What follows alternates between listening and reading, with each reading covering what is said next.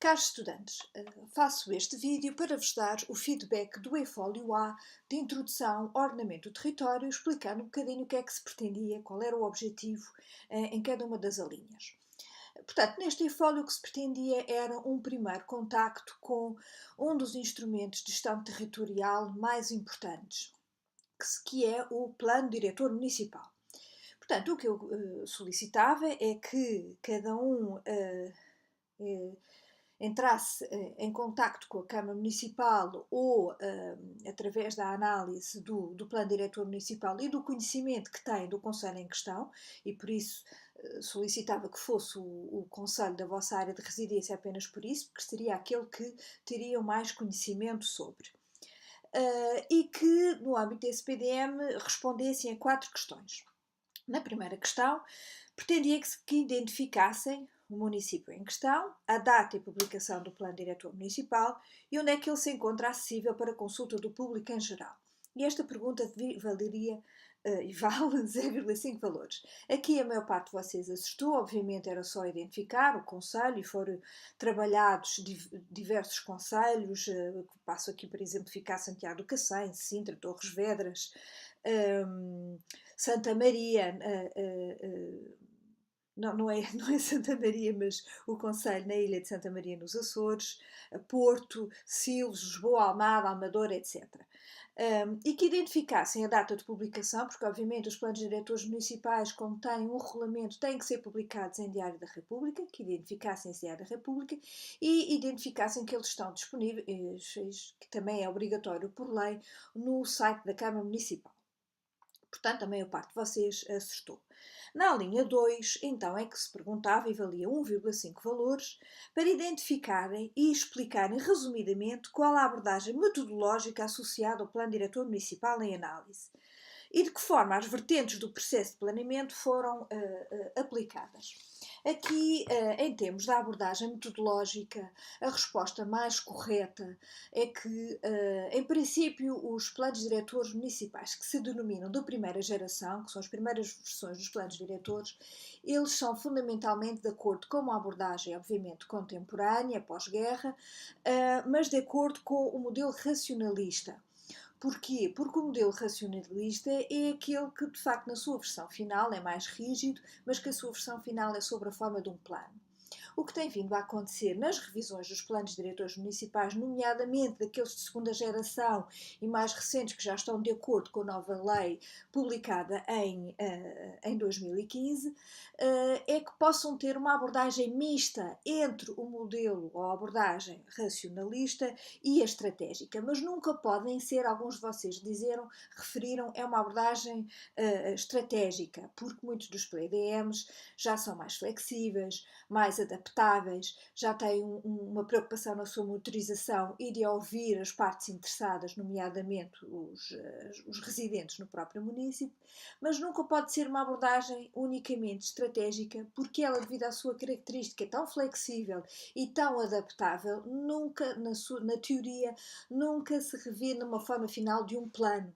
Porque o plano, obviamente, ao sair num regulamento do Diário da República, de alguma forma refere normas muito mais rígidas e por isso o modelo estratégico nunca pode ser considerado na sua versão final de um PDM exatamente o que o PDM tem que ter obrigatoriamente a forma de um plano.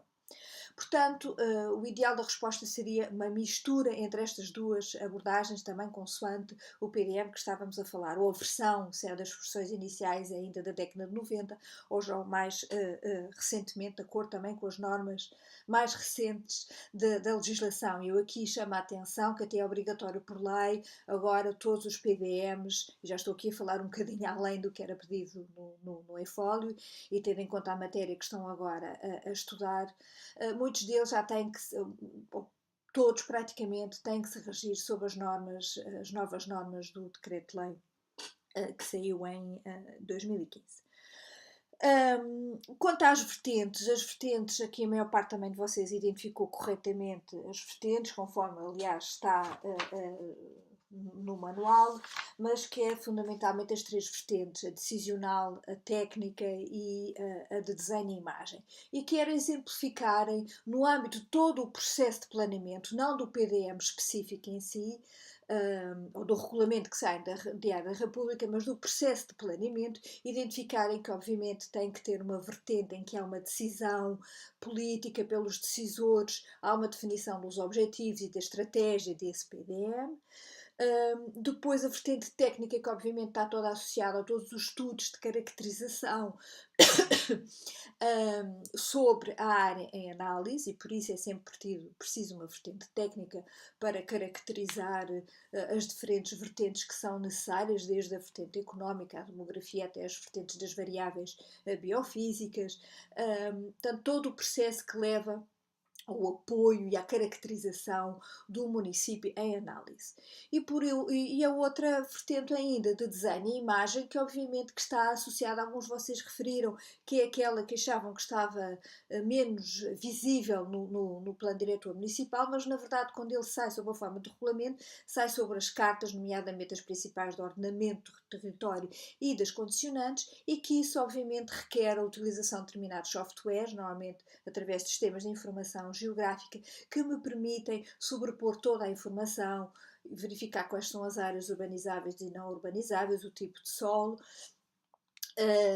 e que é através desta vertente que se efetua depois a versão final, ou de uma das componentes principais, que são as cartas de ordenamento e de condicionantes. Portanto, ela é tão importante quanto as outras. Aliás, todas são importantes e devem ser efetuadas de alguma forma em conjunto, mas também de forma sequencial. Portanto, era esta a resposta que eu pretendia. Depois, na linha 3, pedia-se para identificar uma horta urbana ou um corredor verde. Aqui que chamo só a atenção, em termos da horta urbana, parece-me que é um conceito que está claro na maioria dos que fizeram o e-fólio. A questão aqui é no corredor verde. O corredor verde, pela sua própria identificação, quer dizer que é uma zona verde no meio da malha urbana e que normalmente tem funções não só ecológicas, mas também funções económicas e sociais. E estou a ver aqui, por exemplo, o que está referido num dos tópicos necessários, no tópico 2 do espaço da unidade curricular, que são normalmente vias de circulação alternativos através de mobilidades suaves. Por isso é que normalmente os corredores podem ser efetuados ao longo de uma ciclovia, porque tem espaços verdes à volta, ou por exemplo, associados a antigas linhas ferroviárias e tem essa zona verde ao longo da via ferroviária e que permite às pessoas poderem andar, utilizar como espaço de lazer, etc. Portanto, não são associadas, por exemplo, a reservas naturais ou a áreas protegidas. E são outras características, normalmente associadas à Reserva Ecológica Nacional. São conceitos diferentes.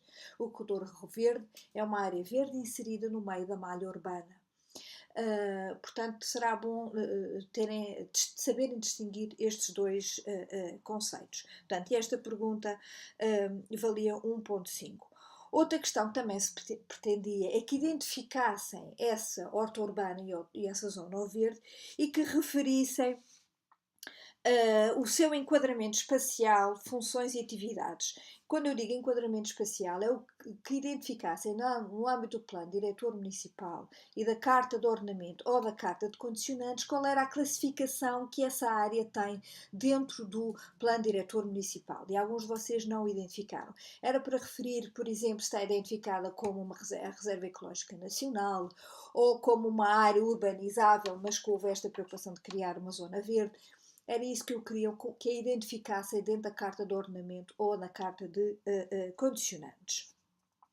E, portanto, isto valia 1,5 valores e eu solicitava que identificassem fotografias, a maior parte de vocês fizeram ou no meio do texto ou em anexo. Atenção, quando fazem um anexo tem que o referenciar. Houve por exemplo, lembro de um de vocês que parte da resposta estava no anexo, mas não a identificava no texto. Eu só verifiquei no final que havia ainda informação adicional no anexo, mas ele tem que estar referenciado no texto principal, assim como as figuras também têm que ser citadas, legendadas, inseridas a sua citação no meio do texto.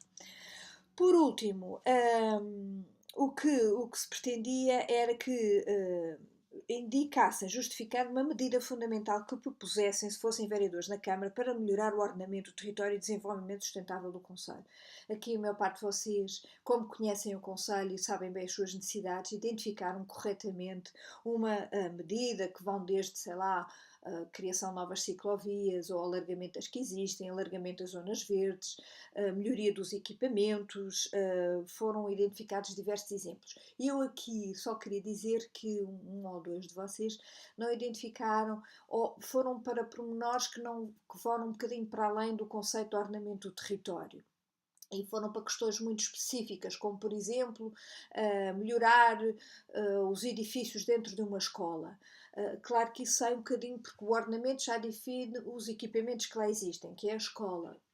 Depois, obviamente, que as melhorias das suas condições, porque o telhado está a cair, etc., já são questões de muito pormenor. O que eu queria era numa questão mais ampla, no âmbito do ordenamento do território e do enquadramento espacial dentro do Conselho, mas maioritariamente eu considerei as respostas corretas e esta pergunta valia 0,75 valores.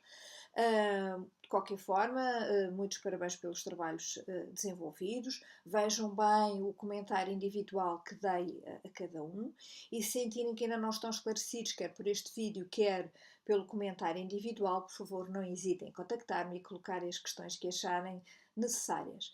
Resta-me desejar continuação de bom estudo. Estudem bem os tópicos que neste momento estão a decorrer e o próximo tópico também, que aborda mesmo, em particular, os instrumentos que existem e a sua real aplicação em Portugal.